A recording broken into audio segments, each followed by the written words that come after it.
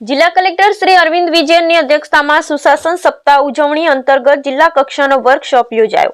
સરકારી યોજનાઓનું અસરકારક અમલીકરણ અને છેવાડાના માનવી સુધી લાભ પહોંચવો જોઈએ તેવું કલેક્ટર શ્રી અરવિંદ વિજયનનું કહેવું। સુશાસન માટે તાલીમ, જાણકારી, ટેકનોલોજી, ત્વરિત સેવા અને પારદર્શિતા અપનાવવી જોઈએ તેવું પૂર્વ કલેક્ટર શ્રી જે.જી. હિંગરાજિયાનું બયાન। પાટણ જિલ્લા કલેક્ટર શ્રી અરવિંદ વિજયનની અધ્યક્ષતામાં આજરોજ કલેક્ટર કચેરી કોન્ફરન્સ હોલ ખાતે સુશાસન સપ્તાહની ઉજવણી અંતર્ગત જિલ્લા કક્ષાના ગુડ ગવર્નન્સ પ્રેક્ટિસ ઇન્ટિવેટર્સ અંગેનો વર્કશોપ યોજાઈ ગયો, જેમાં મુખ્ય મહેમાન તરીકે પાટણ જિલ્લાના પૂર્વ કલેક્ટર શ્રી જે.જી. હિંગરાજિયા ઉપસ્થિત રહ્યા હતા।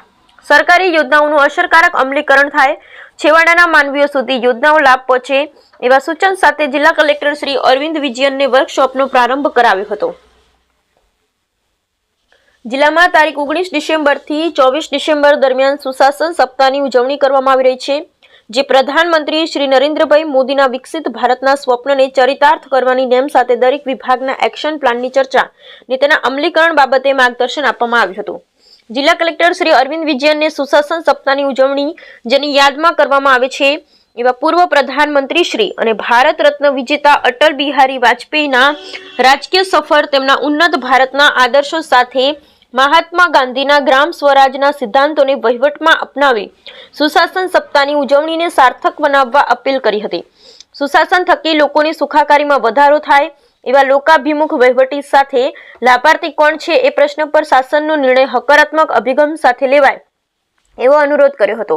લોકો વહીવટી તંત્ર પાસે કોઈ ફરિયાદ લઈ ન આવે ત્યારે સુશાસનની ઉજવણી સાર્થક થઈ ગણાશે, એમ જણાવી જિલ્લા કલેક્ટર શ્રી અરવિંદ વિજયનને યોજનાઓના અસરકારક અમલીકરણ અને જરૂરિયાતમંદ કોઈ લાભાર્થી વંચિત ન રહી જાય એ બાબત પર ભાર મૂક્યો હતો।